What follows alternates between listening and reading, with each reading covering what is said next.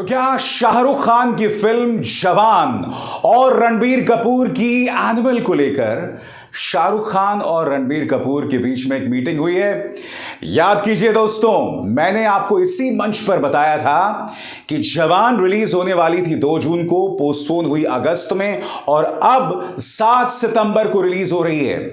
मगर क्या शाहरुख और रणबीर के बीच में हुई एक सीक्रेट मीटिंग?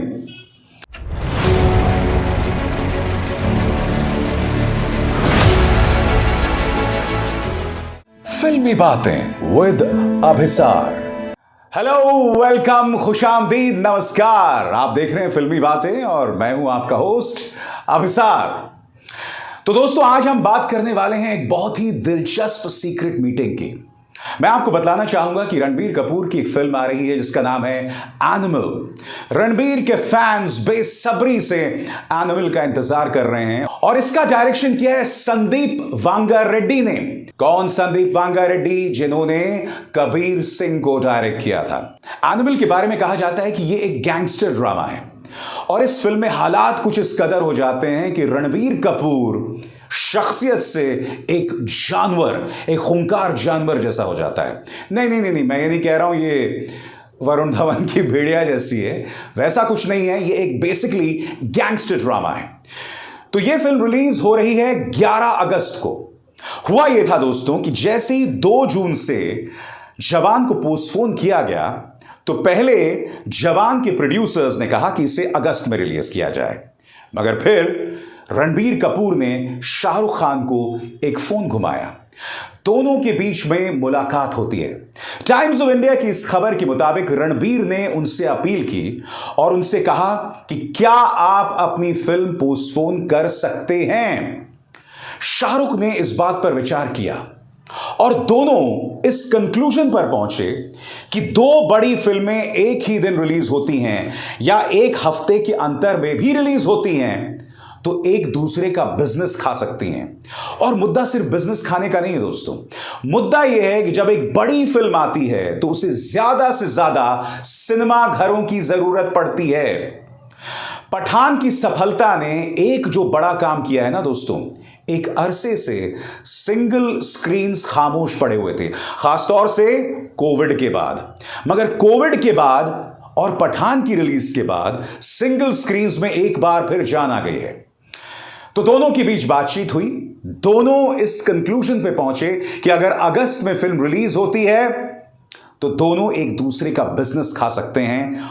और उसी बातचीत के बाद शाहरुख ये फैसला करते हैं कि फिल्म को अगस्त में रिलीज किया जाए। मैं आपको बताना चाहूंगा दोस्तों कि टाइम्स ऑफ इंडिया में एक सोर्स के हवाले से दरअसल कहा क्या गया है आपकी स्क्रीन्स पर। अंग्रेजी में मैं उसका अनुवाद बाद में करूंगा। According to the source, Ranbir would obviously be happy, and if a decision of such kind has been taken, Ranbir must have already extended his vote of thanks to Shah Rukh Khan. We bet the theaters too would want the clash to not happen.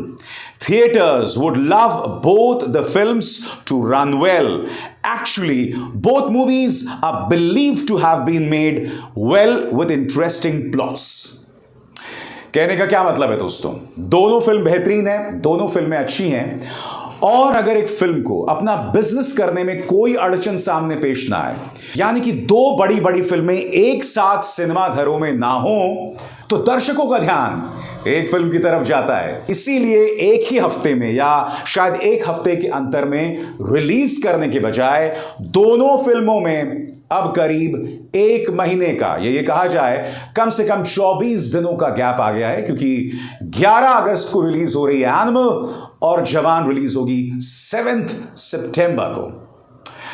अगर हम इतिहास पर नजर दौड़ाएं, अगर हम historically देखें तो हमारे सामने ऐसी ढेरों मिसालें आती हैं जब 2 बड़ी फिल्में एक साथ एक ही दिन पर रिलीज हुई हैं। और मैं आपको 2 मिसाल देना चाहूंगा। गदर और लगान दोनों एक साथ रिलीज हुई, जहां गदर बनी एक ऑल टाइम ब्लॉकबस्टर। यानी कि अगर भारतीय सिनेमा के इतिहास पर आप नजर दौड़ाएं तो गदर जो है ना, वो शोले, हम आपके हैं कौन, दिलवाले दुल्हनिया ले जाएंगे, इस कैटेगरी में आती है। Gadar is an all time hit. और लगान की बात करें, वो एक खूबसूरत फिल्म थी दोस्तों, मगर वो हिट साबित हुई। क्या गदर के बिजनेस ने लगान पर असर डाला? यह कहा नहीं जा सकता, क्योंकि दोनों ही फिल्में बिल्कुल अलग थीं और दोनों ही फिल्मों के अपने ऑडियंस थे। हालांकि मैं नहीं बोला हूं, उस वक्त मैं लंदन में था दोस्तों, और मैं उस वक्त बीबीसी वर्ल्ड सर्विस में काम कर रहा था। और जब मैंने लगान और गदर दोनों देखी थी, मुझे दोनों फिल्में पसंद आई थी, मगर लगान मेरी ऑल टाइम फेवरेट फिल्म है। जब मैंने लगान देखी थी ना दोस्तों, तो मुझे ऐसा लगा था कि Lagaan will be an all time blockbuster. मुझे ऐसा लगा कि शोले को या हम आपके हैं कौन को, इन तमाम फिल्मों को चुनौती देने वाली एक फिल्म आ गई है। मगर मैं गलत साबित हुआ। लगान एक अच्छी फिल्म थी, वो ऑस्कर्स में भी गई, उसने देश का नाम रोशन किया, मगर it was not an all time blockbuster. अब दूसरी मिसाल मैं आपको देता हूं। 2015 में शाहरुख खान की दिलवाले और रणवीर सिंह की बाजीराव मस्तानी रिलीज होती है। मैं आपको बतलाना चाहता हूं कि दोनों ही फिल्में 2015 की टॉप फिल्मों में थी। और लिस्ट क्या है दोस्तों? सबसे ऊपर आप देख सकते हैं बजरंगी भाईजान, और बजरंगी भाईजान ने कमाए थे करीब 920 करोड़ रुपीस। दूसरे नंबर पर आप देख सकते हैं सलमान की ही प्रेम रतन धन पायो।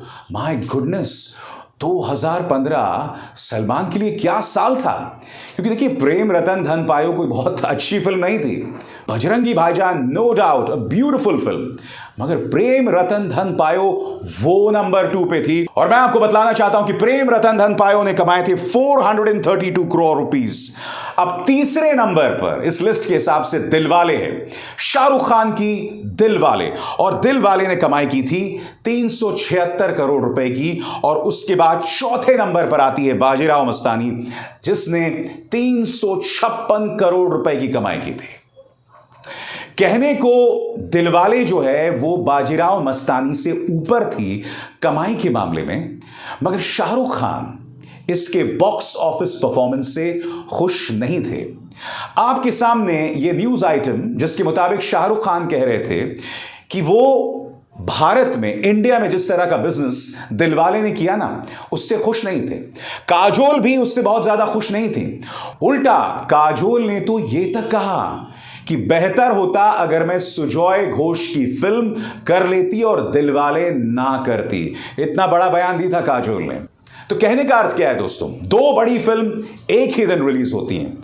क्या यहां पर दोनों ने एक दूसरे का बिजनेस खाया? यह कहा नहीं जा सकता, क्योंकि दोस्तों मैंने दिलवाले देखी थी और मैं आपको बताता हूं मैंने क्यों देखी थी। वैसे तो मैं शाहरुख खान की अमूमन तमाम फिल्म्स को देखता हूं, मगर वो फिल्म मैं शाहरुख खान के समर्थन में, उसके सपोर्ट में देखने के लिए सिनेमा हॉल गया था। क्यों? मैं आपको बताता हूं। क्योंकि उस वक्त शाहरुख खान को बदनाम किया जा रहा था। उनके बारे में कहा जा रहा था कि वो एंटी नेशनल हैं। उनके बारे में कहा जा रहा था कि वो भारत को गाली देते हैं, क्योंकि वो ये दौर था दोस्तों जिसमें आमिर खान पर निशाना साधा जा रहा था, शाहरुख पर निशाना साधा जा रहा था। इसी वजह से शाहरुख खान के सपोर्ट में, फिल्म इंडस्ट्री की सपोर्ट में मैं दिलवाले देखने गया था। सच बोलूं तो मुझे फिल्म कोई बहुत खास पसंद नहीं आई। मैंने रोहित शेट्टी और शाहरुख खान की कॉम्बिनेशन से यह उम्मीद की थी कि इसमें भरपूर एंटरटेनमेंट होगा, क्योंकि ये ना भूलें 2 ही साल पहले चेन्नई एक्सप्रेस आई थी, and what a beautifully entertaining film Chennai express was. तो दिलवाले उस लिहाज से मेरे लिए डिसअपॉइंटिंग साबित हुई थी। मगर हां, फिल्म आई, दोनों फिल्में चली, यानी कि बाजीराव भी और दिलवाले भी। मगर जैसे मैंने बताया ना, डोमेस्टिकली यानी भारत में दिलवाले को जिस तरह से चलना चाहिए था वैसे वो नहीं चली। हमारी फिल्म इंडस्ट्री में ऐसी ढेरों मिसाल हैं जहां 2 बड़ी फिल्में एक ही दिन रिलीज होती हैं।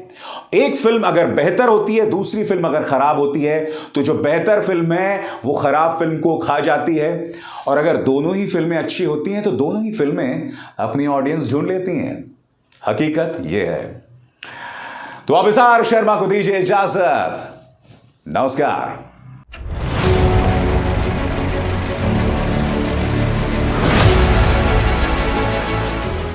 फिल्मी बातें विद अभिसार।